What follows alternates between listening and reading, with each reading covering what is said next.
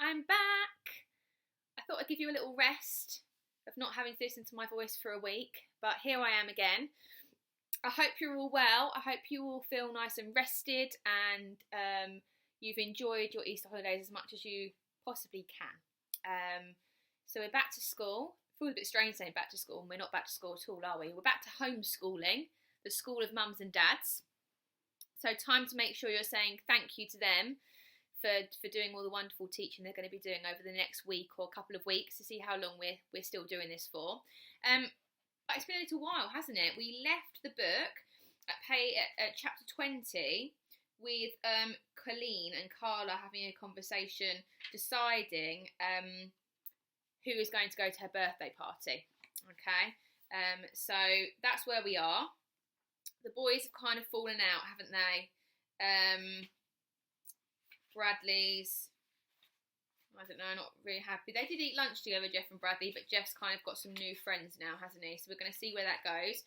Going to do chapter 21 and 22 today, a little bit longer than usual, but as we've not been listening for a little while, I think we probably need it, don't we? So as always, there's some questions on the home learning for you to do that will be alongside chapter 21 and 22.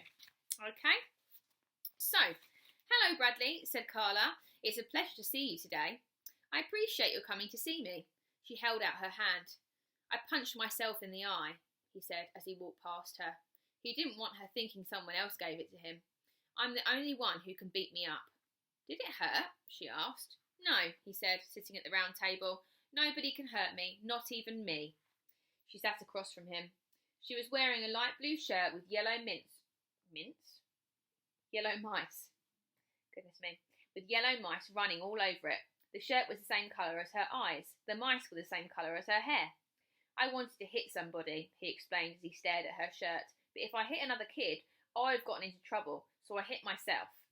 Why do you want to hit somebody? Because I hate him. Who? Everybody. Is that why you hit yourself? Do you hate yourself? He didn't answer. He thought it was another one of her trick questions. Don't you like yourself? She asked. He didn't trust that question either. Maybe the reason you say you don't like anybody is because you really don't like yourself. I like myself, he said. You're the one I don't like. Tell me some things about yourself that you like.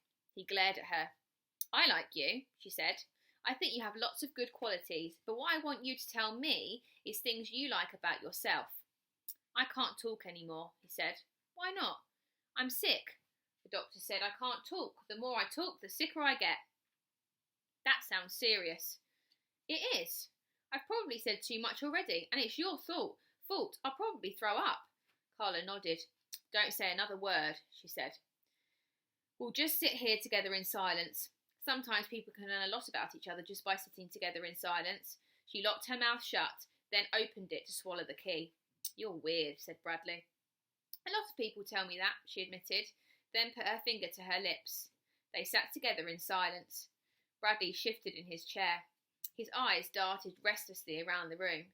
He put his hands behind his head and leaned back, then brought his hands out in front of him and folded them. Then he unfolded them.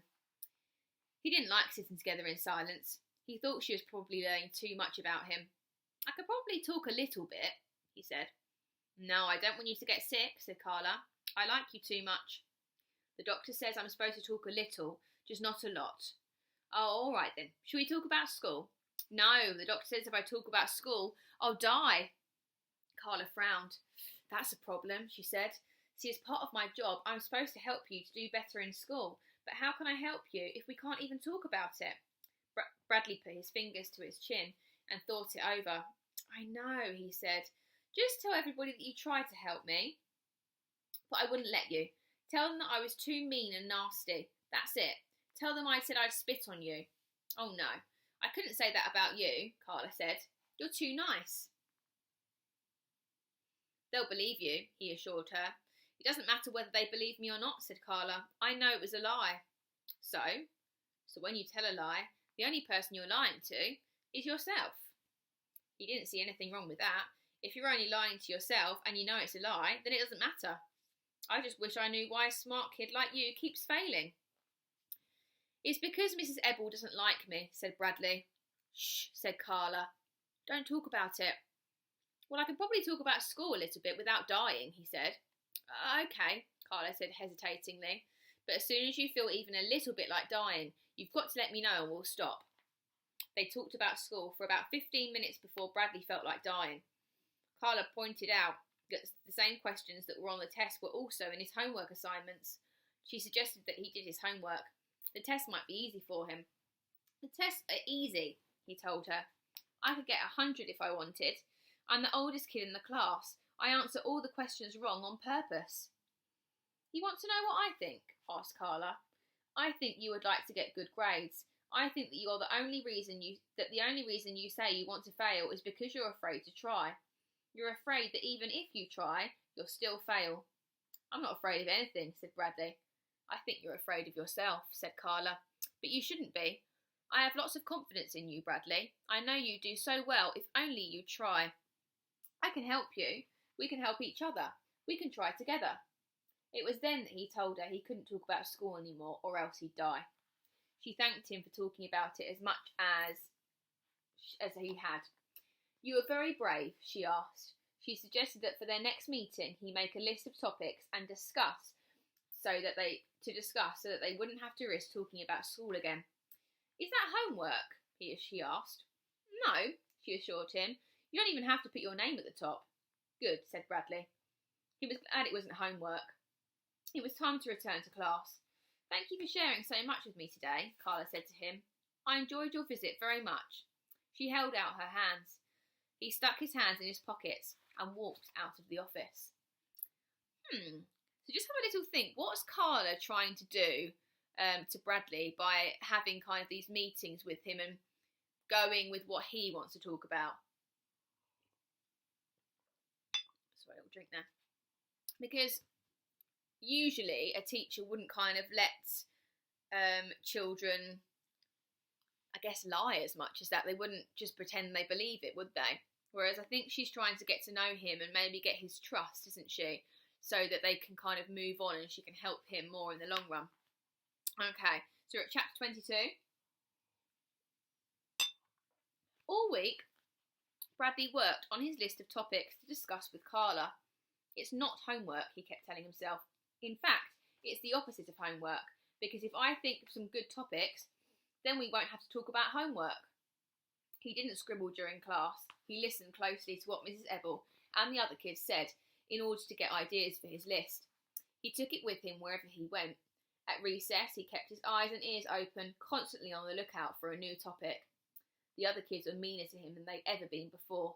They were no longer afraid of him. They called him names, and when he didn't do anything about it, they called him some more names. A fourth-grade boy, who wanted to show off his friends, ran up to him and said, "You're not even human. You're a monster. You're a monster from outer space." The boy had run away, but Bradley didn't chase him. He added 3 new topics to his list: humans, monsters, and outer space. Monday was Halloween. Most of the kids bought costumes, which they were allowed to put on at lunch. Brian, one of Jeff's friends, didn't bring a costume, so he borrowed a black magic marker from Mrs. Ebble and coloured a circle around one eye. When he came back from lunch, he told everyone he was Bradley Chalkers. While everyone laughed, Bradley busily worked on his list. It covered both sides of 3 sheets of paper. Oh my goodness, have I got to read all these out? So if you have a look at the book, it's a big list. So I'm not going to say all the numbers because it would take me a long, long time. But I'll read what's on his list.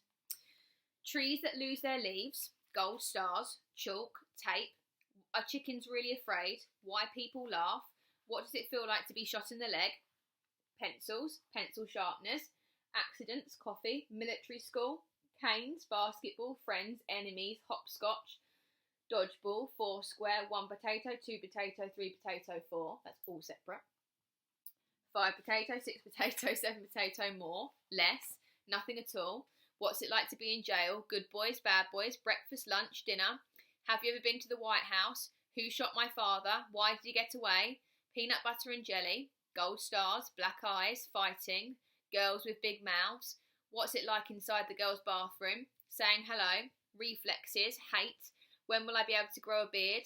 Things that smell bad, things that you don't like about yourself, things that you do like about yourself, things nobody likes about yourself. Things you don't like about anybody else. Gold stars. Does my head look like a chili bowl? Closets. Hiding places. Chili bowl. Dreaming. Bad days. I wish I could fly. Kids with glasses. Glasses you drink from. Why people like some people and hate other people. Breaking things. I wish I was invisible. Crybabies. What happens when you grow up? Grow old. Humans. Monsters. Outer space. Why is Halloween a holiday? Pirates. Princesses. Ghosts. What happens when you die? What if you were never born? Can someone else be you? Can you be someone else? If I was someone else, I wouldn't make fun of me. Magic and markers. My goodness, it's a long list, isn't it? We're starting to know more things about Bradley just by reading the order of his list, though. For example, where was it? Black eyes, fighting, girls with big mouths. What's it like inside the girls' bathroom? He didn't go trick-or-treating that evening, though Ronnie and Bartholomew did. The other animals gave them lots of candy. I'm making a list of topics to talk about with my counsellor, he told them. Do you have any ideas? How about rabbits, suggested Ronnie. That's a good one, said Bradley. He added rabbits to his list. Bears, said Bartholomew. That's good too. Claudia barged into his room. Bradley quickly shoved his list under the pillow on his bed. How about what Dad's going to do when he finds out you're flunking, she asked. That's a good topic. What are you talking about, asked Bradley. The list. What list? Oh, I don't know, said Claudia. She slowly wandered round the bed, then lunged for the pillow. Bradley dived for it too, but Claudia beat him to it. She held the list above her head and read it. As she looked at each page, she cracked up laughing. What's so funny? He demanded. Your list. What's wrong with it? This isn't the kind of stuff you talk about with a counsellor. How do you know? Chalk? Asked Claudia. What can you say about chalk? A lot, he insisted. Claudia laughed. 1 potato, 2 potato. Your counsellor's going to be mad when she sees this. Give it to me. Yes, she answered as if she'd asked a question. Yes, what? Yes, your head does look like a chili bowl, she laughed. Shut up. Who shot my father? Read Claudia. How is she going to know that? Bradley shrugged. Claudia gave him back the list. You wrote gold stars 3 times, she said, shaking her head. Bradley grabbed it from her hand and looked at what he'd written. That's the stupidest list I've ever seen, said Claudia. Your counsellor's not going to want to talk about anything on that list. You don't know her, he replied. She'll talk about anything I want to talk about. She listens to me. She likes me. No, she doesn't, scoffed Claudia. That's just her job. She walked out of his room, laughing. Bradley watched her go. Then he added 2 new topics to his list, sisters and jobs. Tears filled his eyes as he tried to think of another topic. He crossed off the 2 gold stars and then crumpled the list into a ball and threw it in his trash basket. Bit mean from his sister, isn't it? Very mean. Do you like my new bookmark? You see it? It says millions of hugs and kisses in your direction. It was a card my friend sent me, so I cut the front part off and using it as my bookmark now. It makes me smile every time I open the book. So yes, quite a juicy couple of chapters there, isn't it? And Bradley and Claudia, their relationship's a little bit rocky, isn't it, too? Especially as she's kind of just made him second guess his list and he's thrown it in the bin after all that hard work. Goodness me. A few things I just wanted to say, because I feel like I haven't had a chance to speak to you all in ages, was that I went for my daily exercise today. I went on a run and I ran past the school, and I honestly couldn't believe the amount of beautiful posters and pictures and things that all the children have made from Highfield and popped up on the kind of gates around the entrance to the school. Really made me well up, it did, and realised how much I miss you all. Not that I needed realising anyway.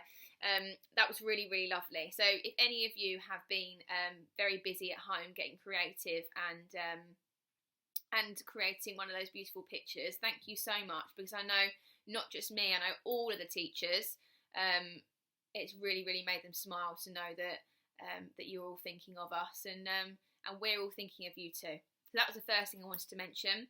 Second thing I wanted to mention was hopefully last Friday you would have got an email about the Great Highfield Virtual Bake Off. If you haven't seen it already, it is basically just how Great British Bake Off or the Junior Bake Off works. but we're doing it virtually. So to bake a cake, make it as interesting and beautiful as you possibly can, and then to take a picture of the outside of it before it's cut and the inside of it, so we can judge what it looks like on the outside and the inside, and to send an email to the office, and they're forwarding it on to me. I've already got about 10 entries, I'd say, today, and you've got all the way up until Sunday to enter for that one. So if that's something you'd like to do, you've got a little bit of free time. You don't need to leave the house to get any ingredients. You might have some leftover Easter eggs, you might already have some flour, some sugar, some eggs in the house. You could do it with your family, you could do it on your own, it's completely up to you. But do, if you're interested, definitely get your entries in before Sunday. And the last thing I was going to say, I don't know if you've still been doing Joe Wicks, I have each morning.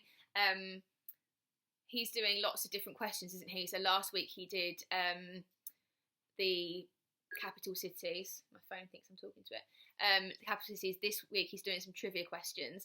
I have a funny question for you that I'm going to answer tomorrow, but you have to promise that you don't Google.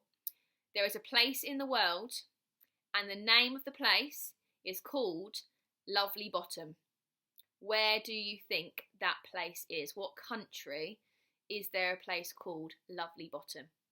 And that is where I'm going to leave it today. Enjoy. I hope you like those couple of chapters. I'll see you again tomorrow. Sending you my love as always. See you soon.